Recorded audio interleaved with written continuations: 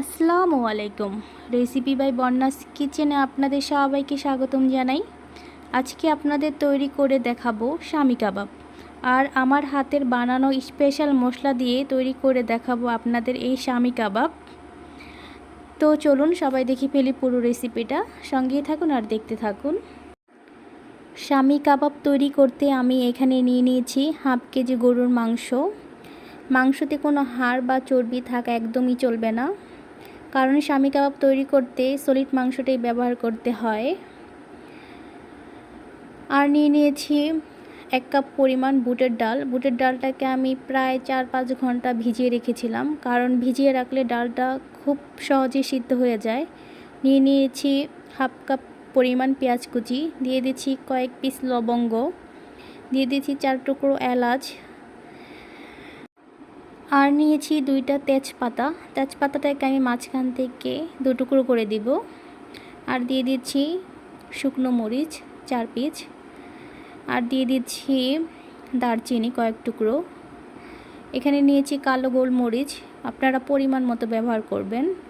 আর দিয়ে দিচ্ছি 1 চামচ পরিমাণ আদা বাটা, 1 চামচ পরিমাণ রসুন বাটা, আর দিয়ে দিচ্ছি 1 চামচ পরিমাণ ধনিয়া গুঁড়া, দিয়ে দিচ্ছি 1 চামচ পরিমাণ ভাজা জিরার গুঁড়া, আর দিয়ে দিচ্ছি 1 চামচ পরিমাণ শুকনো মরিচের গুঁড়া, দিয়ে দিচ্ছি 1 চামচ পরিমাণ লবণ।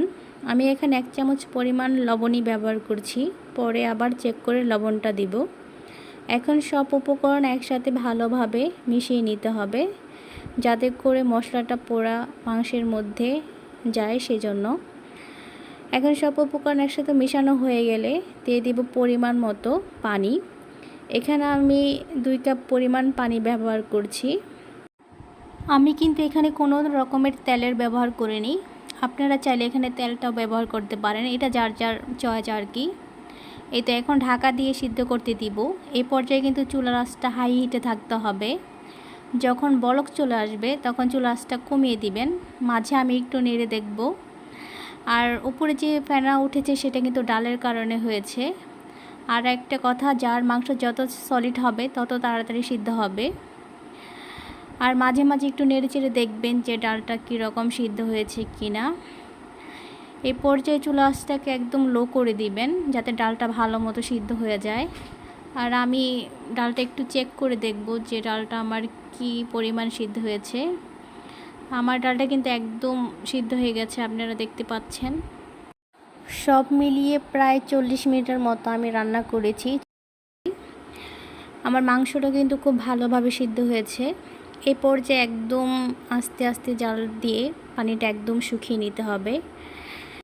এই পর্যায়ে জাল করে এমনভাবে পানিটা শুকাতে হবে যাতে করে কোনো পরিমাণ পানি না থাকে। দেখতেই পাচ্ছেন আমার কিন্তু একটুও পানি নেই, পুরো শুকিয়ে গেছে।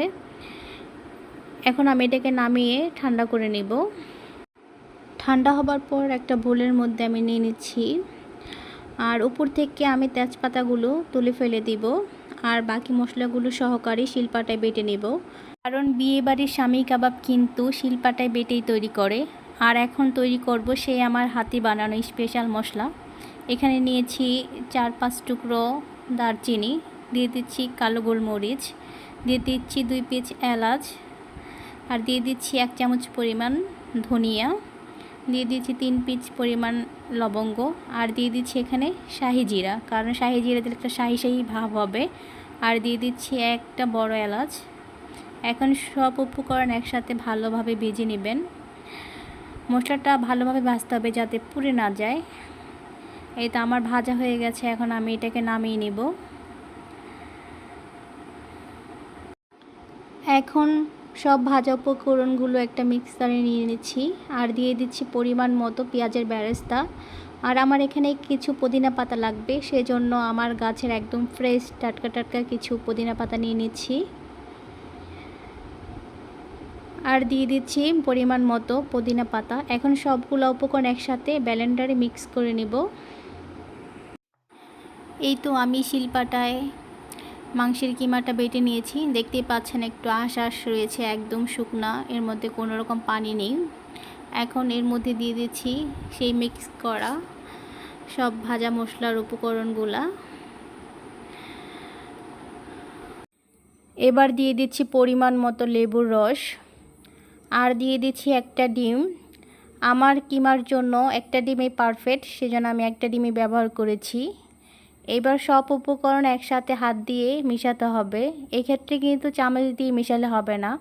আপনি যদি এটাকে হাত দিয়ে মাখিয়ে নেন তাহলে দেখা গেছে মশলাটা একদম মাংসের সাথে মিশে যাবে আর খেতেও ভালো লাগবে। সেজন্য হাত দিয়ে এই ক্ষেত্রে করবেন। আপনি মাঝে লবণটাও চেক করে নিতে পারেন। আমার লবণটা একদম পারফেক্ট হয়েছে, সেজন্য আমার আর লবণ মিশাতে হয়নি।